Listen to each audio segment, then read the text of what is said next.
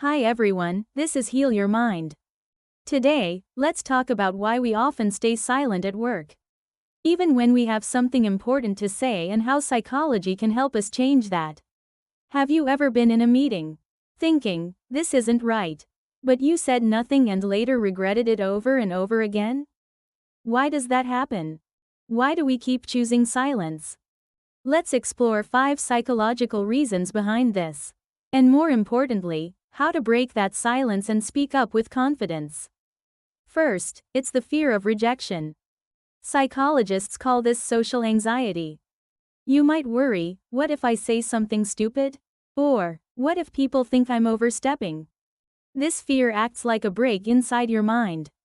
And especially if you're a perfectionist. You might think, unless I'm 100% sure, I won't say anything.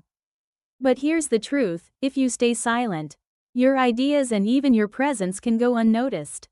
And making mistakes is part of learning. Second, it's low self-efficacy.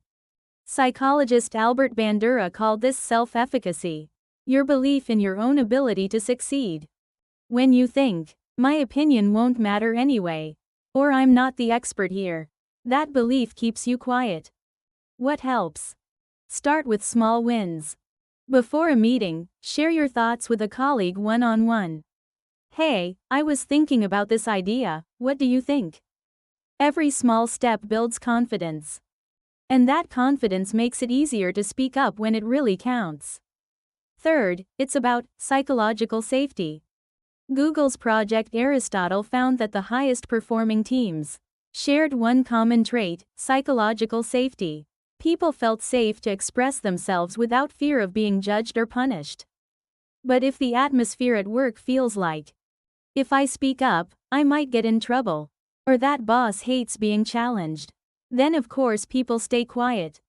You can't change the whole company culture overnight, but you can take small steps. For example, before a meeting, ask your boss or team, would it be okay if I bring up something about this? And when others share their ideas, respond with curiosity, not judgment. Psychological safety starts with small behaviors. Fourth, it's our inner dialogue. In cognitive behavioral therapy, CBT, there's a concept called automatic thoughts.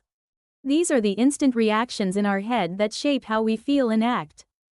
Thoughts like, I'll sound dumb, they'll shoot down my idea, it's not worth the trouble. They seem small, but they can control us. So, try cognitive restructuring, rewriting that internal script. Instead of, what if I'm wrong? Say, I don't need everyone to agree. My perspective might help the team see things differently. Or, criticism isn't personal, it's a way to improve ideas. Changing your inner dialogue can change your outer behavior. Fifth, and this one's big, it's about identity. We act in line with how we see ourselves.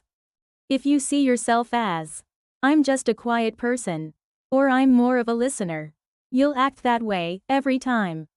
But identity is flexible. What if you told yourself, I'm someone who shares ideas to make things better, or I'm someone who values clear, respectful communication?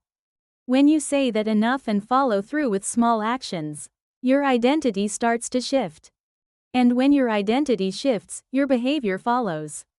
So remember this: staying silent isn't a personality flaw. It's a mindset. And mindsets can be reshaped.